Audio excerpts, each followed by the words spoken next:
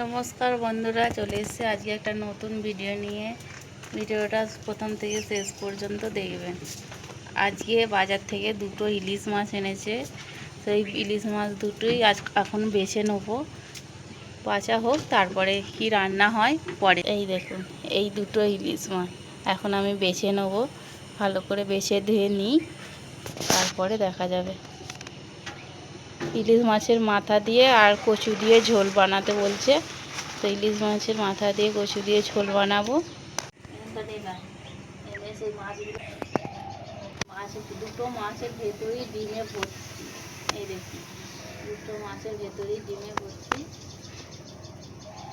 আমি যখন ভাজবো তখন নুন হলুদ দিয়ে নিয়েছি, ভালো করে মাখিয়ে নিই। মেনু চেঞ্জ হয়ে কচুর বদলে বেগুন দিয়ে ঝোল হবে। এই মাছগুলো ভালো করে নুন হলুদ মাখিয়ে নিলাম। তেল গরম হয়ে গেছে, এবার একটু ভেজে নেবো। এখানে ডিমগুলোও আছে, ডিমগুলোও ভেজে নেবো।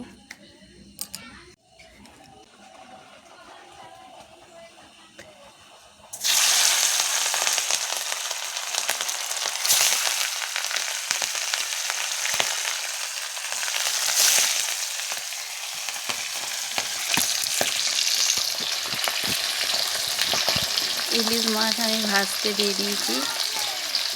ইলিশ মাছের চাকা আর লেজা দিয়ে সরষে ইলিশ করব, আর ইলিশ মাছের মাথা দিয়ে হচ্ছে আলু দিয়ে বেগুন দিয়ে ঝোল বানাবো।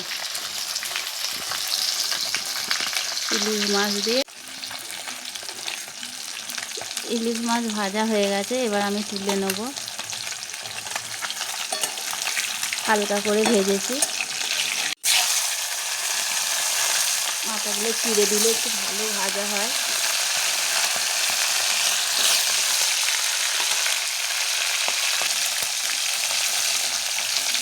ইলিশ মাছের সেন উঠে গেছে, বেশ ভালোই লাগছে।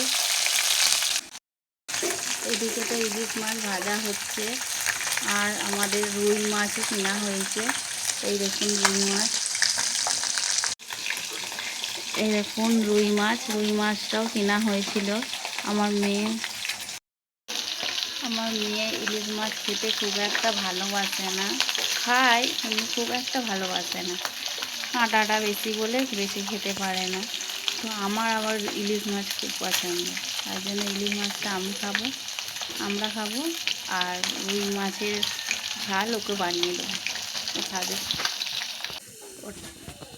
ইলিশ মাছের একটু ডিম ছিল, ওটা এখন ভেজে নেব। ইলিশ মাছের একটু ডিম ছিল, ওটা ভেজে নিচ্ছি। ভাজা হয়ে গেছে, এবার তুলে নেব। ইলিশ মাছ সব ভাজা হয়ে গেছে, এবার ইলিশ মাছের ঝোল বানাবো। ইলিশ মাছ প্রচণ্ড গরম পড়েছে, তো ঘেমে যাচ্ছি প্রচুর রান্না করতে করতে। ইলিশ মাছের ঝোলের জন্য প্রথমে আমি বেগুনগুলো ভেজে নেব। প্রথমে বেগুনগুলো ভেজে নিচ্ছি।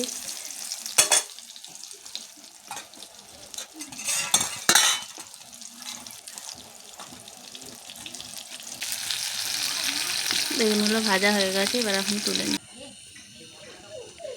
বেগুন ভাজা হয়ে গেছে, ওই তেলের মধ্যেই আমি এখন ফোড়ন করে নেব কাঁচা লঙ্কা আর কালো জিরে।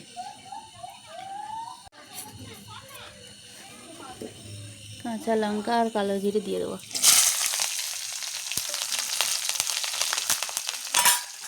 এবার কেটে রাখা আলুগুলো দিয়ে দেবো।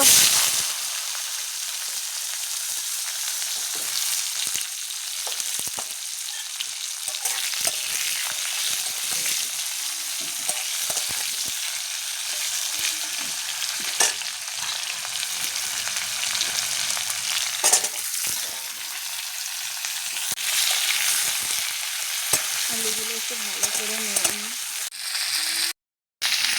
আলুটা দিকে ভাজা হোক, আমি এখন মশলা একটু করে নিই।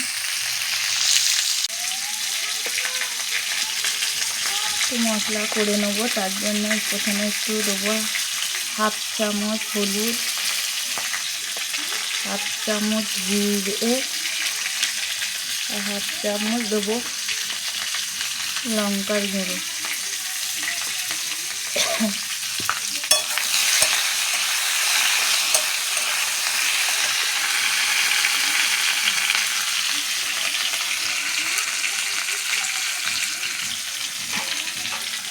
এবার একটু জল দিয়ে গুলে নেব মশলাটা।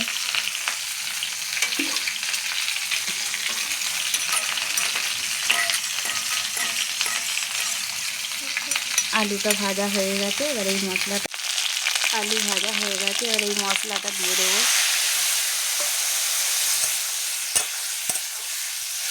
দিয়ে ভালো করে নাড়বো।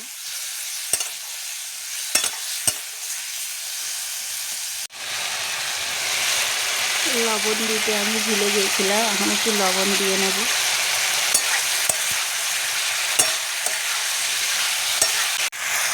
ঠিক এই রকম কষানো হবে। আমি এবার জল দিয়ে দেবো।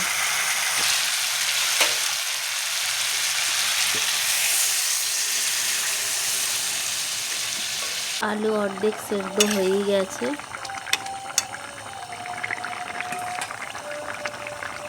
আমি এখন বেগুনগুলো দিয়ে দেবো।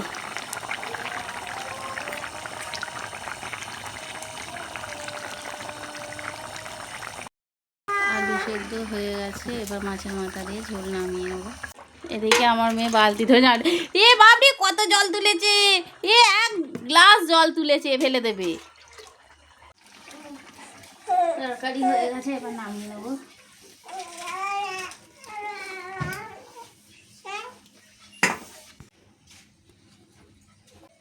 ইলিশ মাছের মাথা দিয়ে আমার মাছের ঝোল হয়ে গেল।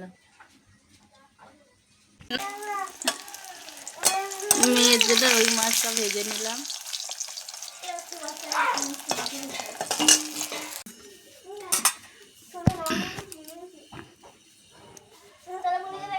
সরষে ইলিশের জন্য কালো জিরে আর কাঁচা লঙ্কা দিয়ে দিলাম। সরষে ইলিশের জন্য কালো জিরে আর কাঁচা লঙ্কা দিয়ে দিলাম।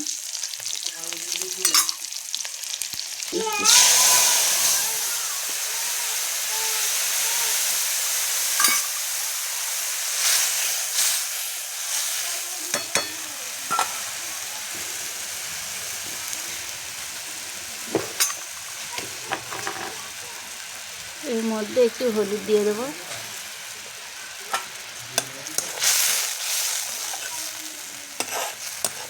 সরষে দিয়েছি বলে কত ফেনা হচ্ছে। একটু লবণ দিয়ে দিচ্ছি।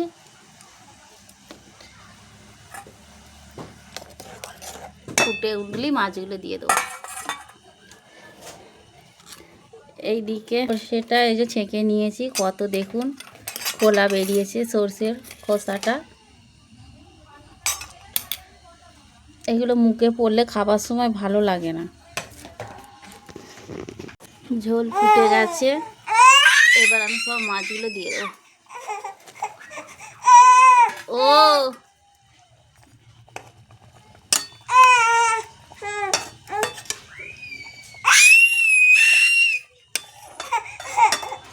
এবার একটু ফুটিয়ে নামিয়ে নেবো।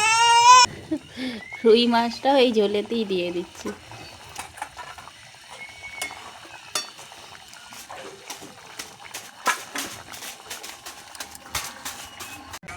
ওপর দিয়ে আর 2টো কাঁচা লঙ্কা দিয়ে দিচ্ছি।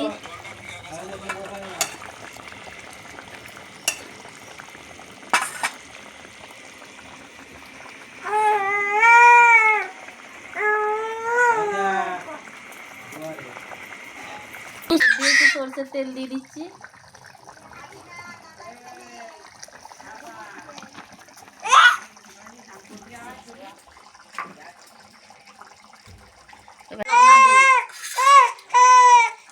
সরষে ইলিশ রেডি, এবার নামিয়ে নিচ্ছি। সরষে ইলিশ একদম রেডি হয়ে গেছে, এবার নামিয়ে নেব। আমরা সবাই রুই মাছ, আমরা ইলিশ মাছ দিয়ে খাবো, আর ও খাবে রুই সরষে। ইলিশ মাছ খেতে ভালোবাসে না, তার জন্য ও রুই মাছটা ওকে সরষে দিয়ে করেছি, আর আমরা সরষে ইলিশ খাচ্ছি বেগুন দিয়ে, আলু দিয়ে ঝোল। ও মাছ নেবে না, ওই ঝোল আলুটাই নেবে।